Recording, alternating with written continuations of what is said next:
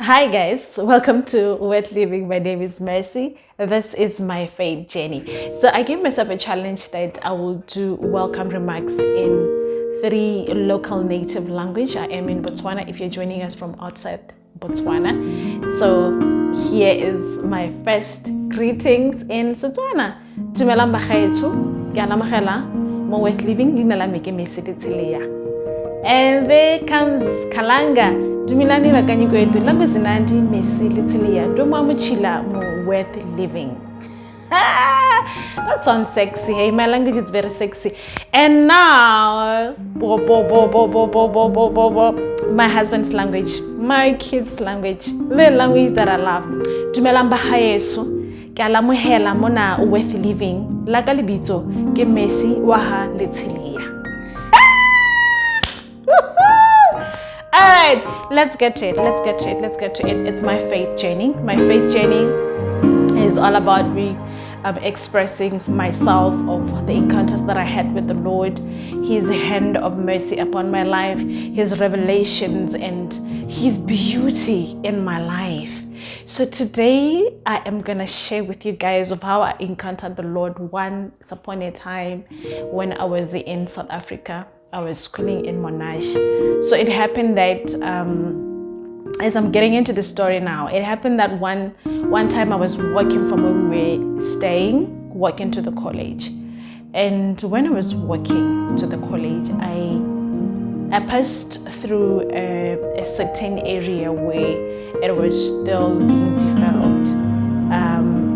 By the time we were in Ramsey, there was a lot of developments that were taking place. So I happened to pass through a certain area that was still developing with a lot of construction people on site, still building houses. So I was alone because I think I had a class that was going to start probably in the afternoon, like the early afternoons. I forgot what was happening that time. But the roads would be very quiet because the suburb was still new and there were like few houses where I was walking from. So it happened that one day when I was walking, coming from my place, obviously going to class,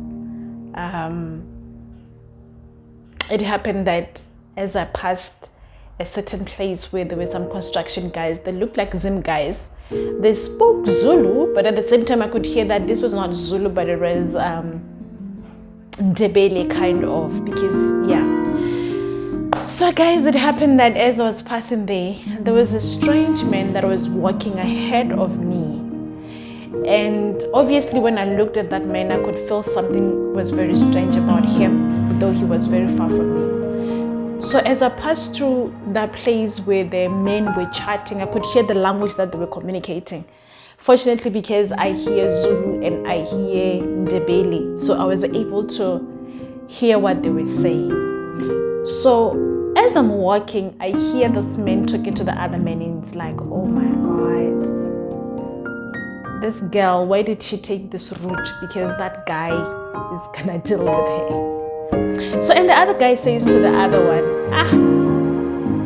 abantwana abahlala ngapha banemali, so mabanemali kanje, I think this guy uzoscora something namhlanje, because this side is a side of people that are rich, and even the students that school in that university, they are also rich. So asimyekile ascore something namhlanje, you know, phela la usemsebenzini. At that particular time, I'm looking from where I came from and to where I'm going, and I could see I'm halfway. So already the guy has seen that I'm probably skeptical about walking towards him. So I decided to talk to God at that particular time, and I was like, God, here is a guy that I just overheard of his danger. Because as they continued to speak, that guy was like, it was as if this guy had been jailed before and he was just released. I wasn't even sure if the guy was released or the guy actually like broke off from prison or something. I don't know. So at that time, I'm like, God, if this man indeed is gonna do something to me, as these people are saying, because it looked like he would stay there or sit there and wait for people to pass by and start mugging them. So I'm like to God, but God, this man, if indeed he is who they say he is, then I'm in danger, I'm in danger. And I started praying in my heart as I was walking towards him. So I walked past him, and I started looking at him with the corner of my eye, because he was now behind me. So I was trying to pace up at the same time. So he comes walking behind me. So I'm also trying to pace up. So each time I look at him with my corner, the corner of my eye, I see that he's approaching me. So I will look back, and then he will slow down. So it happened that as we were walking, he came very close to me. And then, as usual, I looked through the corner of my eye, and he was very close. And then I said to him, Salibonai. So I greeted him. So when I greeted this guy, and then he was like, yes. When I looked at his face, guys, the guy had a lot of scars. Like, his eyes were red, and he had a lot of scars in the face. I'm not saying all people that has scars and will have red eyes are criminals, but it was written criminal on his forehead. I could literally see that this is a criminal. If indeed he just got out of prison, then he either broke out or I don't know, because he doesn't seem to be like a sweet person, like not at all. So when I greeted this guy, he said hi to me back. So I was like, okay, at least he's saying hi. And then the whole time I'm waiting for him to like walk at the same angle with me, but he doesn't. He starts walking behind me.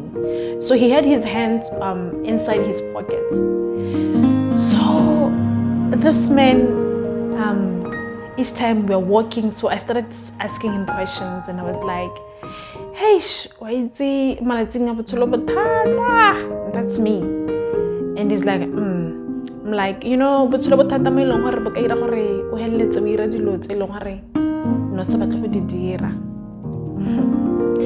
and this man is like, yeah. So at the time, I think I was speaking Setswana or Zulu, because I think I was trying to determine which language he speaks. Yeah. And at the time, he answered me in Zulu, I think, and then he said, Uyapi. And then I said to him, I'm going to Pick and Pay. But I wasn't going to Pick and Pay, guys. I was going to school. So I said to him, I'm going to Pick and Pay. And I'm like, when are you happy? And then he says, I'm also going to Pick and Pay. Okay.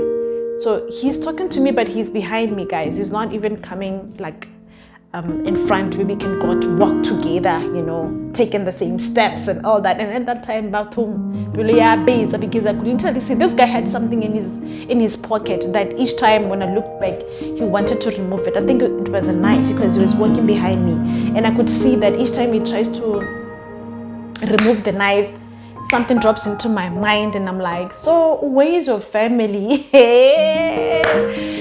So the guy says to me, my family is there.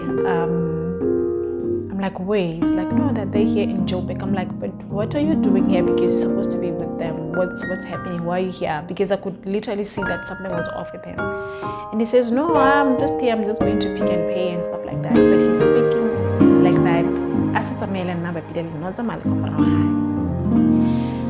I know you're probably wondering my faith journey and all that. Along the way, as we were walking, I was talking to God in my heart. And I want to believe that was God giving me ideas and questions to ask this man. Because the way this man was looking, guys, you were not going to stand and look at him because he had scars. He was looking like a serious criminal, if you know what I mean. So we walk, and then we got at an intersection area.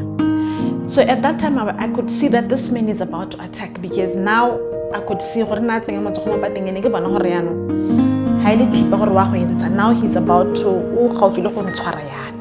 so immediately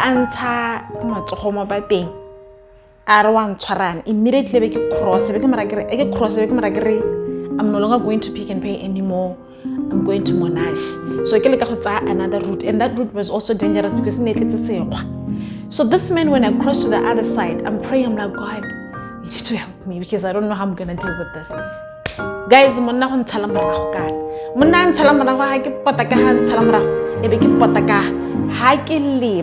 this is where the faith part comes in, or the supernatural part of it comes in. So I can stand like a crosser back, going back to where I was coming from, and he's on the other side because the in LA, like a T-junction, kind of. Guys, a lot of cars came.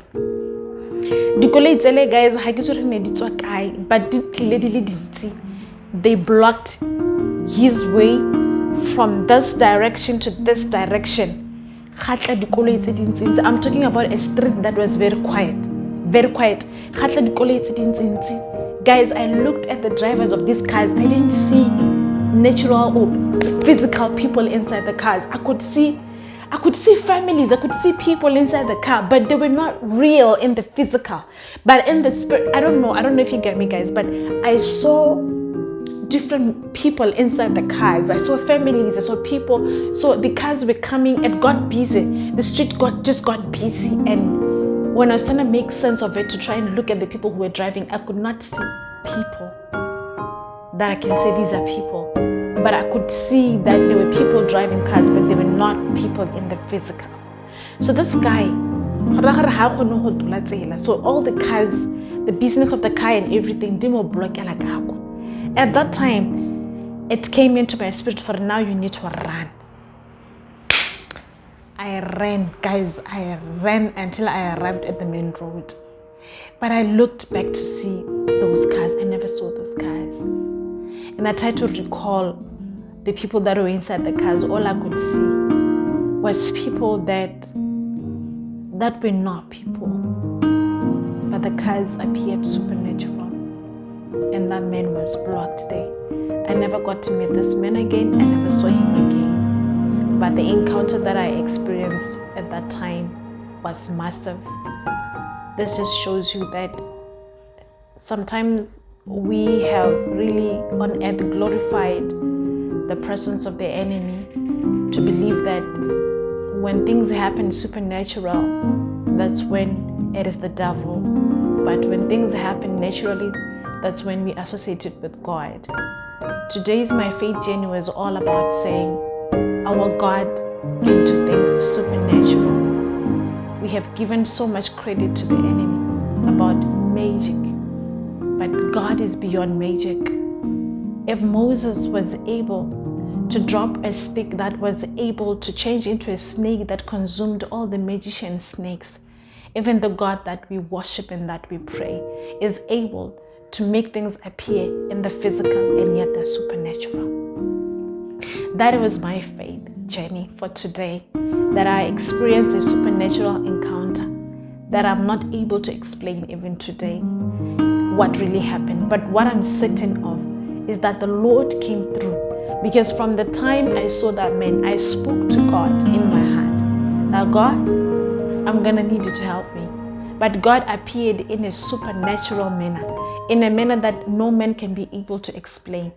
And that is God. And today I want to encourage you to say, yes, God can appear supernaturally. Yes, God can appear in any form. Like we have really adapted to believe that God can do things in a manner that we have systematically believed. Manifest physically.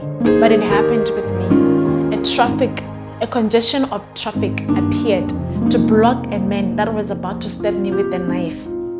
I don't even know if he was gonna rape me or he was gonna do what, but it happened with me. Traffic took place and blocked the man that was about to do something that's dangerous in my life.